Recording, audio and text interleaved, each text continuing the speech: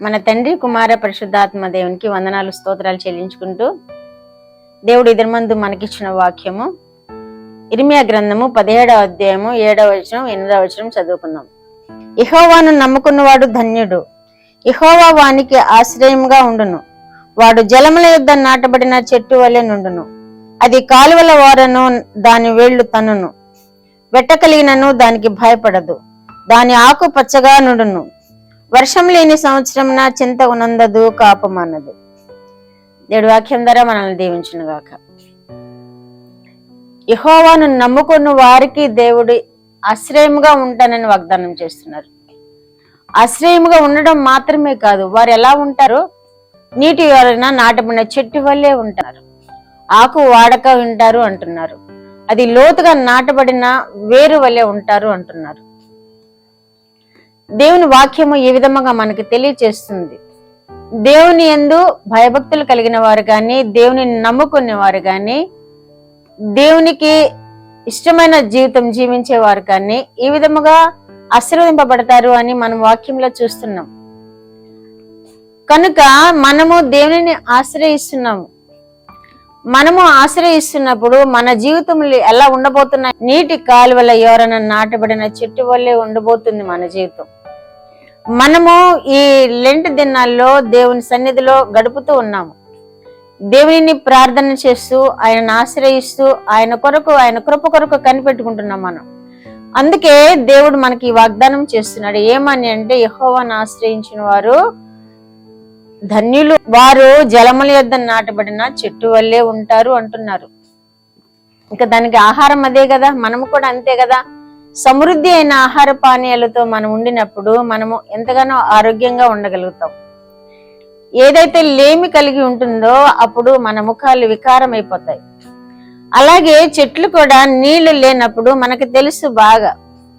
నీళ్లుంటే సమృద్ధిగా తీసుకొని నీటిని ఎదుగుతూ ఉంటాయి. నీరు లేకపోతే అవి కూడా వాడిపోతూ ఉంటాయి. అలాగే దేవుని వాక్యము చదువుతూ దేవుని ఆశ్రయిస్తూ ప్రార్థన చేసిన వారు నీటి కాలువలో ఎవరైనా నాటబడిన చెట్టు వల్లే ఉంటారు, జలముల యొద్ద నాటబడిన చెట్టు వల్లే ఉంటారు. అది ఆకువాడదు, అది ఫలమిచ్చే చెట్టు వల్లే కూడా ఉంటుంది అని వాక్యంలో మనం తెలుసుకుంటున్నాం కదా. దాని వేర్లు నీటిలు ఎవరన్నా తన్నుకుంటాయి, లోపలికి చొచ్చుకొని పోతాయి. అలా చచ్చుకొని పోయినప్పుడు అది ఇంకా బలంగా ఉంటుంది. ఏ గాలి తుఫాన్ వచ్చినా పడిపోదు. ఆ వేర్లు తన్నుకున్నప్పుడు ఎంత బలముగా అది నాటబడి ఉంటుంది అంటే, దేవుని యందు ఆశ్రయించిన వారు, దేవునిని ప్రార్థన చేస్తూ ఆయన వైపు చూస్తూ ఉండిన వారు కూడా ఇంత బలమైన జీవితం జీవిస్తారు అని వాక్యం మనకు తెలియజేస్తుంది. అంత బలముగా అటుపడమో ఇటుపడమో తొట్టిపడం మనం దేవునినే ఆశ్రయం చేసుకుని మనము దేవునినే ప్రార్థన చేస్తూ జీవిస్తున్నప్పుడు మనకి ఎన్ని ఆటుపోట్లు వచ్చినా మనము స్థిరముగా నిలబడతాం. ఈ జీవితంలో ఆటుపోట్లు అనేవి వస్తాయి తప్పకుండా. శోధనలు వస్తాయి, వేదనలు వస్తాయి, బాధలు వస్తాయి, ఇరుకులు వస్తాయి, ఇబ్బందులు వస్తాయి. కానీ అవి ఏవి దేవుడు మనకి దూరముగానే ఉంచుతాడు.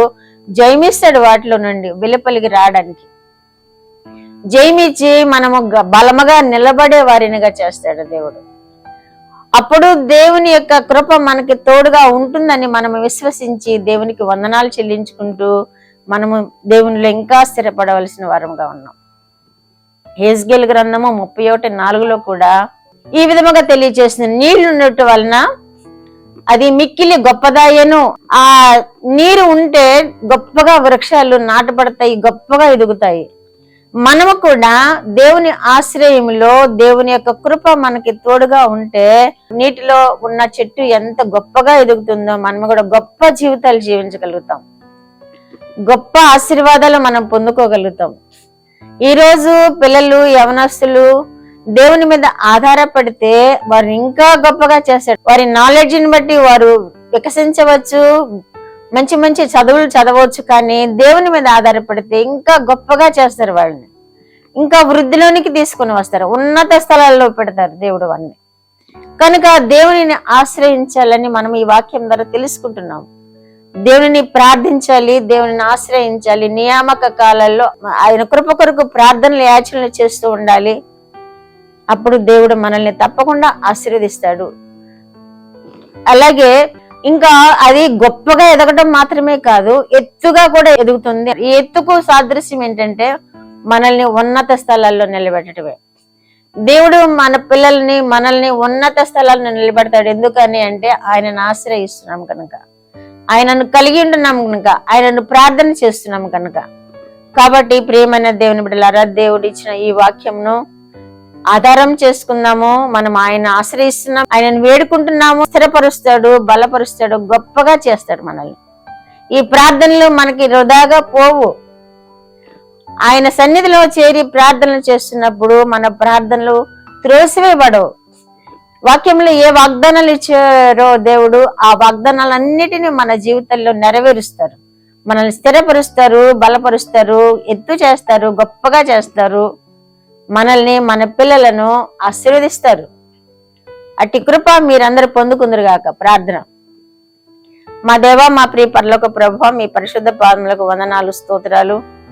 మా రక్షకుడా యేసయ్య స్తోత్రములు, పరిశుద్ధాత్మ దేవ స్తోత్రం. వినిచిన బిడ్డలందరూ కూడా ఈ వాక్యం ద్వారా ఆశీర్వదింపబడి గొప్ప చేయబడుతూ స్థిరపరచబడుతూ మీకు మహిమకరముగా బిడ్డలు నాయన దీవించబడేలాగున మీరు కృప చూపమని యేసుక్రీస్తు వారి పేరిటి మనవులు మీ పాదముల యొద్ద వేడుకుంటున్నాను పరమ తండ్రి. ఆమేన్.